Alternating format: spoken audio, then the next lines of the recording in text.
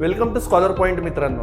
आज आपण बघणार आहोत 2 अंकी संख्येचा म्हणजे 2 डिजिट नंबर्सचा मल्टिप्लिकेशन अगदी कमीत कमी वेळेमध्ये कसं करायचं. फॉर एक्झाम्पल आपण कोणताही नंबर घेतला, या नंबरचं मल्टिप्लिकेशन आता कसं करायचं तर बघा, 5 4 जा 20,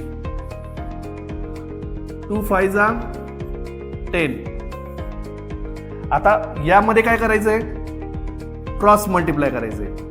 2 4 जा 8 प्लस 5 5 जा 25. आता 25 मध्ये 8 मिळवल्याच्या नंतर येतात मित्रांनो 33. याच्यामध्ये एक आकडा सोडून हे 33 ऍड करायचे.